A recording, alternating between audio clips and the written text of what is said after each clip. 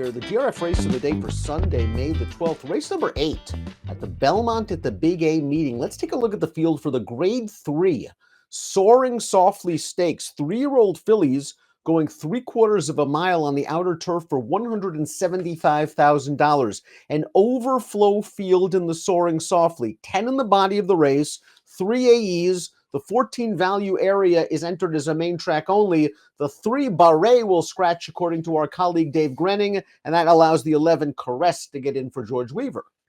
It's kind of a wide open race. I'm actually just looking at the morning line here, Dan, for the first time, and I'm not surprised that it's, sort of a wide open race in that regard. Just a lot going on here. There's some good form in the race. There's a couple of horses that started their careers in Europe who look pretty good. You have a real wild card here with the number 4, El Torino, who's going to try to rebound off of a dismal performance last time. I mean, there's a lot going on here. Barret, the number 3, was expected to be part of the pace, but with this horse being scratched, it changes the dynamic somewhat. We throw up our Timeform US pace projector. After scratches are made official on Sunday morning, this Timeform US pace projector will update. And there's a chance, I guess, that the 4 El Torino will scratch if the turf doesn't come up firm with a little bit of rain in the forecast. So that really could throw things in flux, Mike. It's worth noting that the number 9 Pipsy, coming in from Europe, has shown speed over there. Does that mean she has the American type speed? We'll find out. Yeah, we will. But it's certainly something that at least want to consider. Go back and check out the replays of her races over there. And she's plenty fast. So I feel like she could be part of this pace, Dan. But listen, if that 3 scratches, and it sounds like she is going to, this pace could be kind of wide open. Tiger Bell, the number 1, has shown some early speed. She showed quality in Europe last year, winning a Group 3 in France. Her North American debut came in the Breeders' Cup Juvenile Turf Sprint, showed brief speed that day, tired. They ran her last time out in a synthetic race. I think she'll show some speed. I think we have to find out her ability going 6, and I think we have to still find out how good she is against this kind of crew. I agree. I mean, there's a lot. I mean, we'll see how good she ultimately is. I know she won a Group 3 last year in France, but to me, she just had a super soft trip that day when she won the Breeders' Cup. I don't know if you feel differently about this. To me, she just wasn't close to good enough in there. She wasn't fast enough to make the lead. She got a good trip, and that whole field ran by her in the stretch. Like she was just in way over her head. She did not run well last time either on a totally different surface. And like you've already pointed out, all of her races are 5 furlongs. Now she's got to go 6. Now, while Tiger Bell has to prove her merits at 6, Buttercream Babe might want slightly longer distance. Her debut win came going 6.5 furlongs over the undulating Kentucky Downs surface. You could argue 6.5 at Kentucky Downs plays more like 7.5 on sort of a conventional turf course. She then earned a graded stakes placing, going a mile at Santa Anita. I just didn't note much improvement in her last few starts of 2023. I'm not interested in her one race this year. They tried dirt. Yeah, I'm not interested in that either. I guess the thing to take note of her within is she did start out with some potential. She ran some good races early on.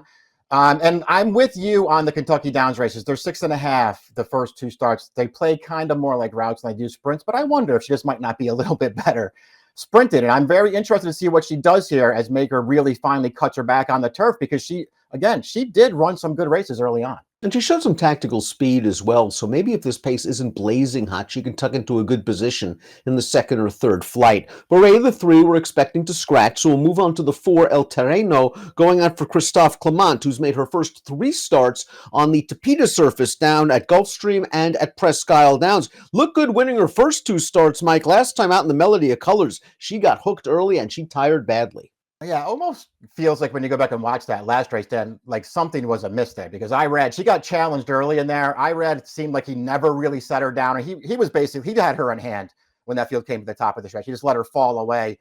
So I wouldn't put too much stock in the margin of defeat there. It just felt like maybe something went wrong there, so they took it easy on her. Her first 2 starts, maybe she was beating nothing.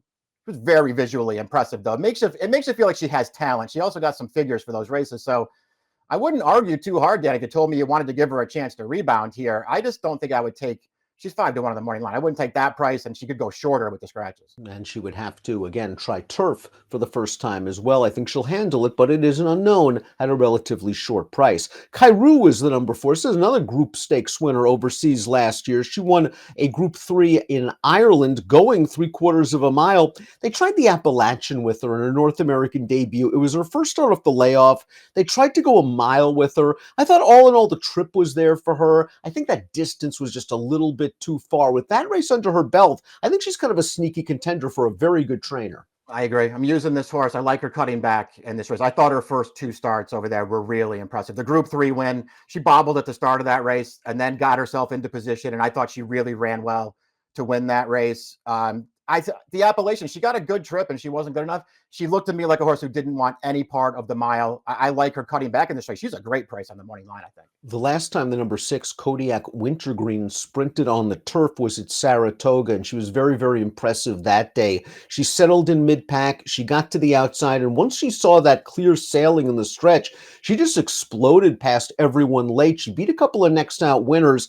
Does it bother you that she was really the most experienced horse coming in, that race was full of first-time stars, or does the fact that several of those horses have come back and done really well show that Kodiak Wintergreen beat a good field that day? Yeah, I'm looking at it the latter way there, Dan. I feel like she beat a good field. I really liked the way that she won too, and that was off of a debut that it just looked like she really needs. She was super green in that race, but ran at the end.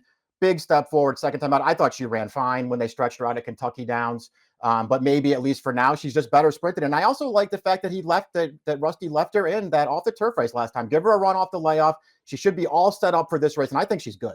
The number 7 is Amidst Waves, who was expected to run in the limestone, but unlike Kodiak Wintergreen, when that race was taken off the turf, Amidst Waves scratched. So she's going to have to come into this race off a layoff. We haven't seen her since the Breeders' Cup Juvenile Turf Sprint. She just really couldn't get any kind of early position. 5/8 just might be a little bit short for her. I thought all in all, trying to weave her way through traffic, she ran okay, and that was a real tough beat against the boys two-back in the Indian Summer. Similar situation, just trying to squeeze her way through in between horses and got pipped on the wire.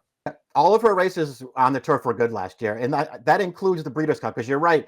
I don't know if you could really convincingly argue that she was going to be like right there at the end, but that's not the kind of trip you want for that kind of a filly. Then just in traffic from start to finish of that race, and she was running on at the end. Really good campaign at 2, eligible to move forward at 3. You know, I'll wait and see what kind of price she is, but I thought she was one of the horses to beat in here. Both of the number 8 Golden Ghosts prior victories came around 2 turns, and she's going to be cutting back pretty substantially off a 2-turn, 7.5 furlong effort at Gulfstream Park, a race where she was kind of aggressive early to go after the leader, and she tired pretty badly in the stretch. So it'll be interesting to see what we get cutting back in distance. I like the fact that she has shown the ability to rate and finish.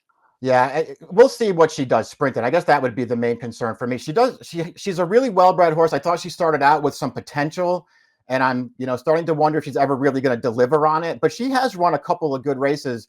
I'm not sure that I love her sprinting in here, Dan, but at some kind of big price, I could throw her in there because I do think she has some talent. Pipsy won her maiden second time out on the turf sprinting in Ireland. They then tried a synthetic stakes race. She broke from the far outside in a 10-horse field. She showed good speed, was involved throughout, and kept right on going. She showed a lot of quality in that race. Now, she sold for almost $1 million at public auction after that race. Now, first time in the States, off of a long layoff. She's going to have to show that speed translates to turf, but I think she has some ability. Yeah, she probably does. I was a little bit more conflicted about her than I was about the 5, the horse who also had good form over there. We'll see.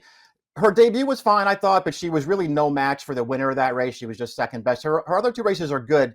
She was very confidently ridden in both of those races. Like, they knew she was better than those horses, and it turns out she was. We'll see, Dan. She's 4-1 on the morning line, maybe goes even lower than that. I don't think I would take that kind of a price on her, but maybe she's this good.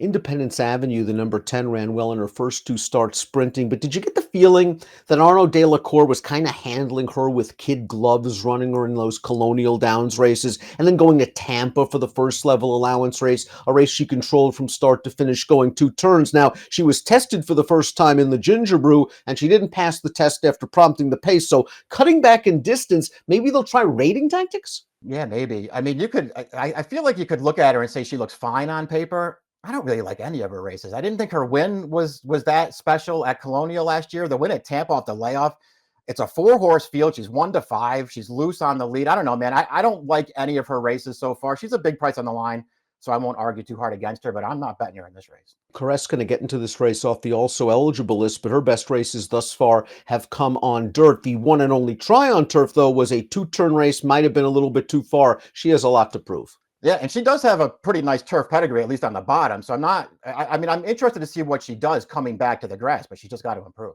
If the 12 or 11 or 13 get into the race, Marco T, I would be a little bit interested in. I like the way she's finished off her last couple of races, won a third place effort going 5, which might be a little bit short for her, and then a win over course and distance last time out. I think there's some upside here. Yeah, I agree. I liked her last race quite a bit. She could take another step forward. Before we take a look at our top selections, please click the subscribe button on the Daily Racing Form YouTube channel for the latest DRF videos, top pick times, Sunday race of the day, Kodiak Wintergreen, eye-catching performance sprinting on the turf at Saratoga, ran okay at Kentucky Downs. You understand why you take a shot going a mile when they're giving out $500,000 purses, and gained fitness last time out. You know she's kicking in the stretch. Yeah, liked all of her races last year. Glad she gets back to the turf here. Happy that she has a run off the layoff too. And I think the 6 furlongs is going to be okay for her, at least at this stage of the game. Really like her, Dan. This is a good spot for her. The other horse for me was the 5, who I just thought had really, really good form overseas. Wish Amidst Waves, the number 7, had a little bit more recency instead of having to come back into this salty spot first off of the layoff. But I thought her Breeders' Cup's better than it looks on paper. Her race in the Indian Summer speaks for itself. She just seems rock solid. 7986 for me, 6578 for Mike. Grade 3 Soaring Softly, the Sunday DRF race of the day. Good luck.